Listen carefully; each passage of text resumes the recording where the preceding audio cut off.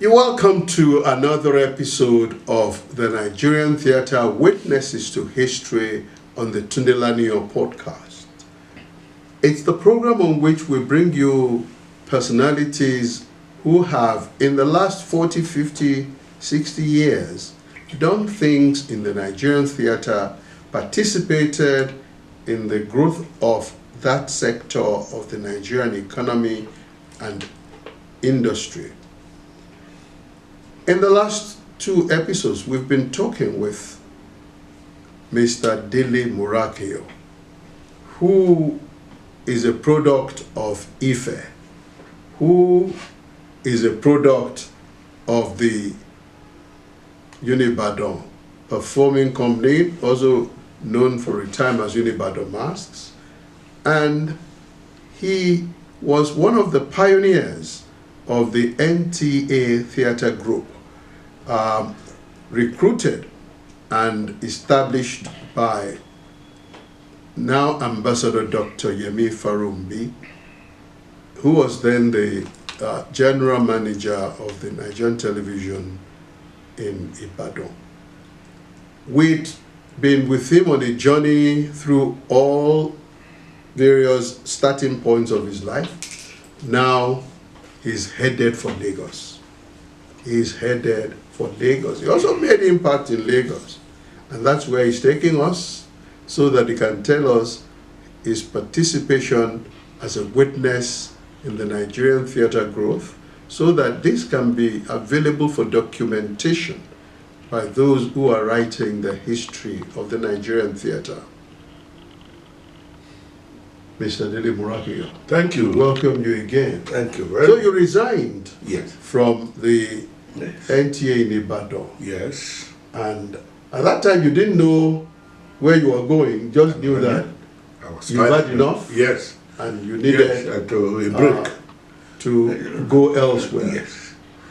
So thank you. By the time I started as a freelance artist, full-time freelance artist, TSOS was still available as a play field, but when it became, disrupted, the flow became disrupted on the basis of partisan politicking, over which we had no control or choice. Yeah.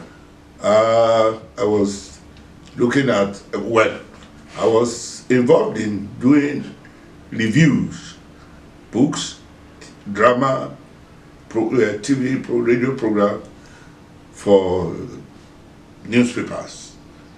The Sketch then, the Entertainer, the Tribune, frequently review for them. And I was also involved in radio, weekly drama with Radio Nigeria, Ibadan, there with Mr. Matthew Oyibo as Radio Nigeria. Radio Nigeria. So those were the things that were engaging me until under theatre. Egbon, as I said, that Ulu Kekonyi just came into my house. It was raining. He came in the rain to my house here in Ibadan to inform me that he had come to invite me to Lagos. So what was happening in Lagos? Said there's a man who, runs a drama school. Runs a drama school and had a production company. And then he had discussed with him and wanted me to come and teach in the drama school in Lagos. So the following day, we moved to Lagos. I went to that place, to School of Drama, somewhere in Ikeja. I started teaching them drama, but I was also, visiting the National Theatre premises to familiarize with what was going on there. It was in the course of this, productions were coming in, we're meeting new producers, but specifically, the first drama program I took part in was Just a Wink on LTV. Right. Just a Wink. It was being produced by Lemmy, Bola Olalemi, Olalemi. a UI product. Let me caution. Yes, Lemmy, who is presently the COO of TVC, of Television Continental. Yeah. So Lemmy is the Chief Operation Officer presently. And he played the role of Onita in the night before. The night before. And that was the role I also played where my group was taking it round, you know. Right. So I started just a wink, and we were just doing it as a filler, as it were. Then I was waiting for the break. While at that,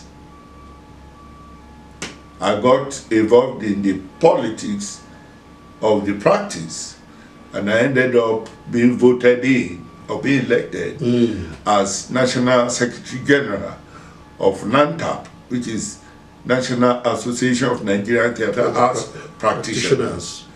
And we started what we call Festina, which is Festival of Nigerian Plays. We started a school, a training school, to which we were bringing people like Professor Dapo Adeluba, Bosses Evende from Jos. We were bringing lecturers to come and teach there, and it was for free because we got a grant from Ford Foundation. Right. So we started a library, which we call the Wale Soyinka Library, within, a rented apartment there in Kenya. So we were quite productive. Festina was very big because, our branches from all over the nation would come to Lagos to perform. Yes. After, doing dress and tech or whatever in their end. So this was what kept me going. And another dramatic digression was that in between, I became a manager to Fela Anikulapo Kuti. Oh. Yes. You managed? Yes, I managed his business, a business manager of Fela Anikulapo Kuti. So you see that anybody trained in the theater can have very diverse capacities to do so many things. Remember that we spoke with Mr. Felix Uyong, who went into books, and he's been enmeshed in pushing out books, making books available to people to keep people constantly educated. Here is someone who is veering from the main theater practices that he's known for and is going into business management for that international Nigerian product, Fela Anikulapo Kuti. He was the greatest at the time. He was his business manager. Yes. Let's see how you got in with Fela and how you managed. Well, thank you. I would say to those who knew me then and who still know me now, I'm a natural Fela person. Apart from my keen interest in his music, in his even iconoclastic lifestyle and so on, there was the need for somebody to manage his business in the face of his various crises with the law. So I went to attend a workshop at the National Theatre, and somebody saw me and said, Femi Falana had been looking for me. I said, what's the situation? What was it about? So when I saw Femi, he now said, come on, Beko needs somebody to manage Fela's business in his absence, and that we have recommended you. Because by then I was a member of Fela International Movement, which was an ad hoc body set up to fight his cause during detention, arrests, and things like that. So that was how I got the Beko asked me to go and write a paper, position paper, on what I think I would do to uplift Fela's business. Since he said, in fact, he said he was not calling. I was the one that went about the registration of Kalakuta organization. But he said these people, they should actually be called Kalakuta Disorganization. So I was there the first time I would meet Fela, apart from attending his shows and going to the shrine. Yes. The first time I would meet him physically was when Beko and I and Fela's international manager, Francis Katekea, went to visit Fela at the Benin prison. Was in Benin prison there. So we got there, went to see the controller of prisons. So he now said they should call Fela. So as they were shouting his name across, Fela, you have visitor, Fela, you have visitor. That's what Fela came, with the prison. He was trying to wear his, it was obviously pulled off. He had only the top. Yeah. So he wore it and came to us. And then he came in, and I was introduced to him as the newly, we were there, So in that prison then, there was Lafiaji Shaba. Bakizu was there. That Buhari had put them in prison. Bakizu, all of them. They were making jest of Fela. They were quite friendly, all of us. The Muslim group in the prison showed appreciation, saying we should help them thank Fela for donating a typewriter to them to type their documents and so on. So Fela actually carried this liberal and generous attitude to the prison. So when there we discussed, he said it was like to introduce me to him and to give him an update of what was happening to his setup, back home. So I was there. Then on his release, I was also part of the team that went to bring him from Benin prison back to Lagos. When Beko was leaving for an NMA conference in Jos, where because of what was happening, we were already aware that it could be released anytime. So when Beko was going, he had made a prior arrangement that as soon as we heard that he's released, we should arrange out to go. So when we had the announcement, we now went, we as in myself and two of Fela's boys and Beko's friend, companion, was living with him there. So we went to Dr.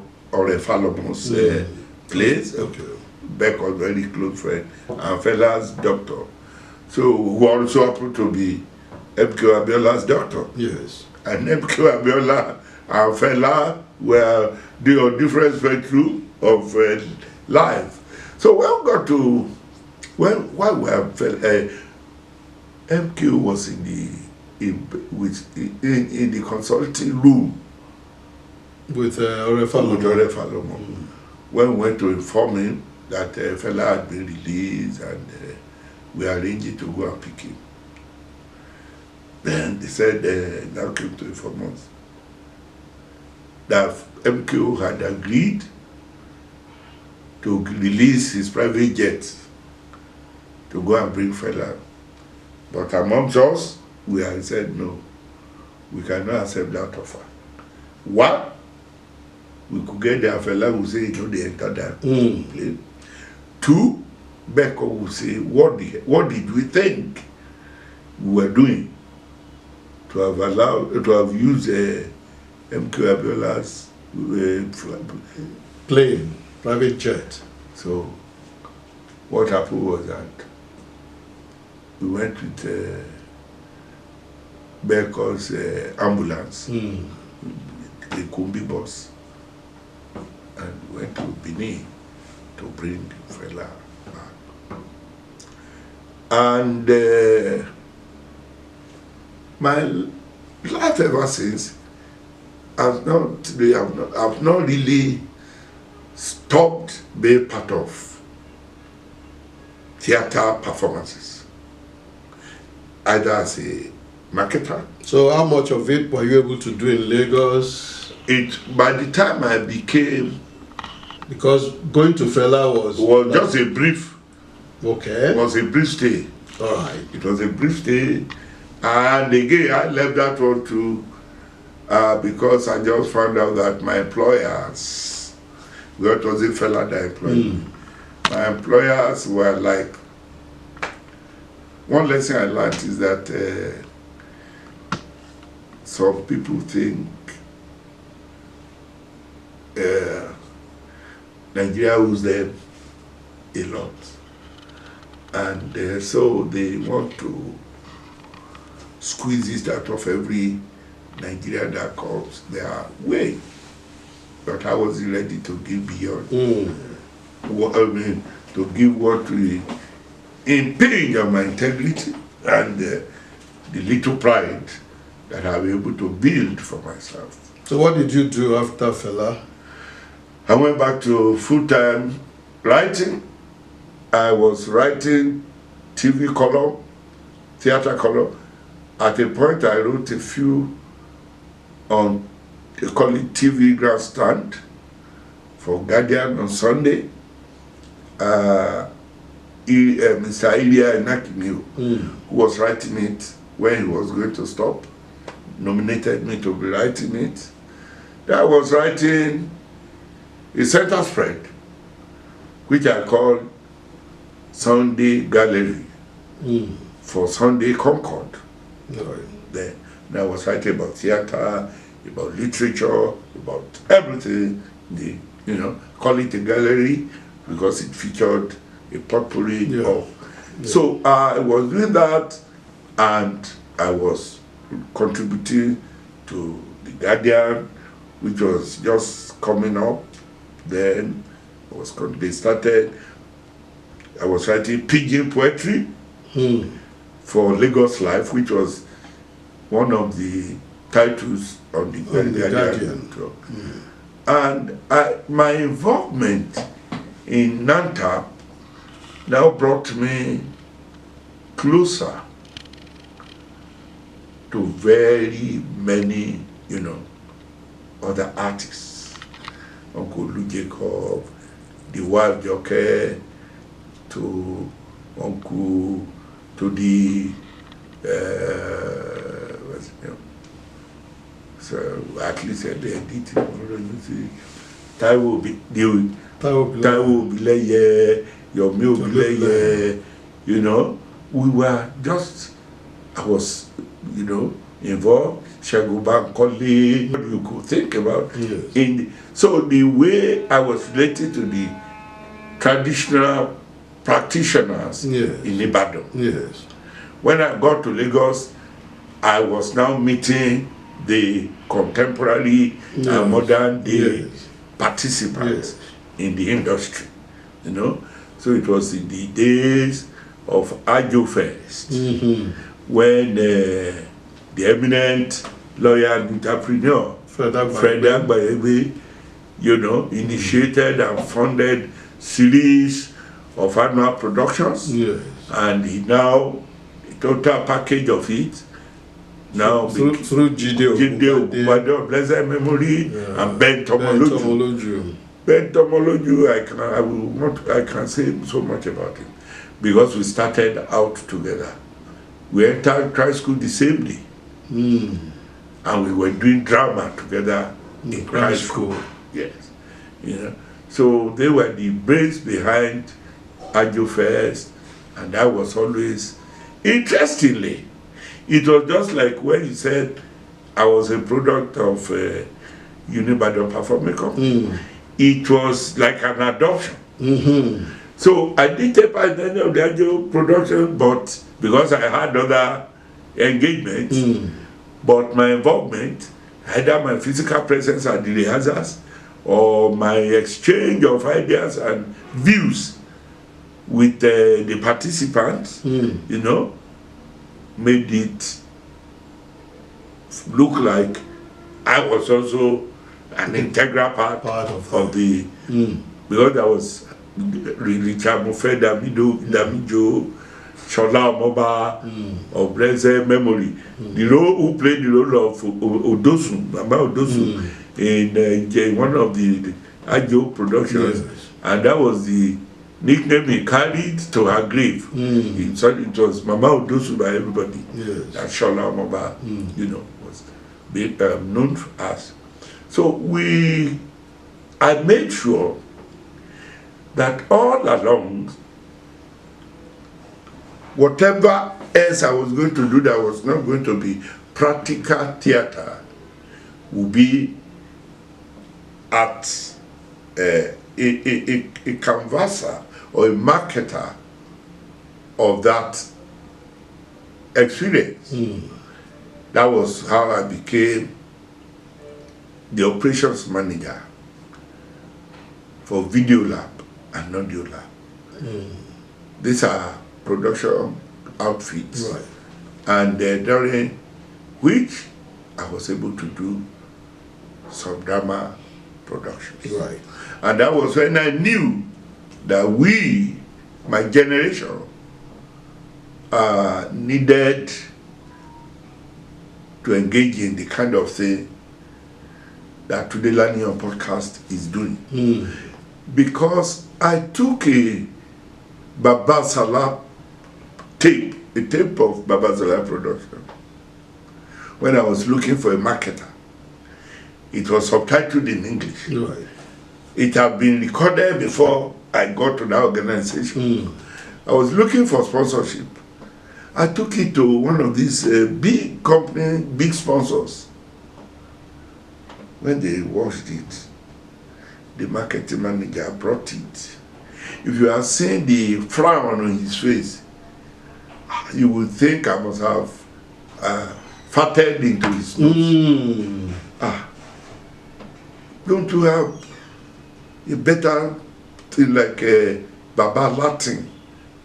There are people don't know this. I said people don't know Baba Salah. So I should bring Baba Latin.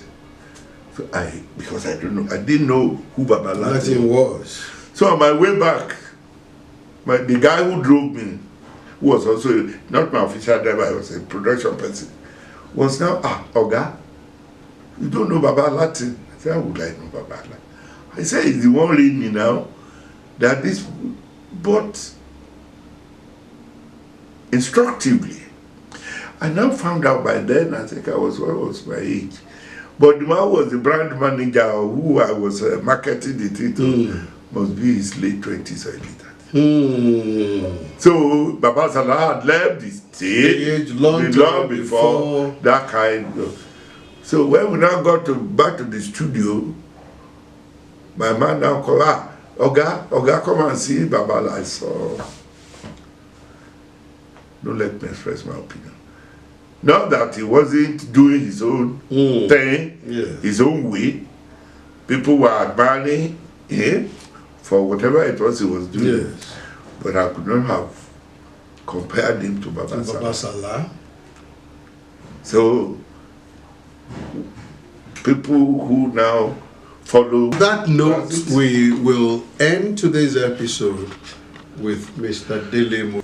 Again, before we go, I'd like to remind you that this is the Nigerian Theatre Witnesses to History on the Tunde Laniyo podcast. And we've been speaking over the last couple of weeks with Dele Morakinyo, who has traversed the Nigerian theatre in many dimensions and is still doing so. Episode, I want to ask you to continue watching, liking, and sharing the Nigerian Theatre Witnesses to History on the Tunde Laniyo podcast. We will be very happy to have your comments, share with other people, and press the icon of subscription so that you can have a notification for every new episode that we bring. Until then, it's bye.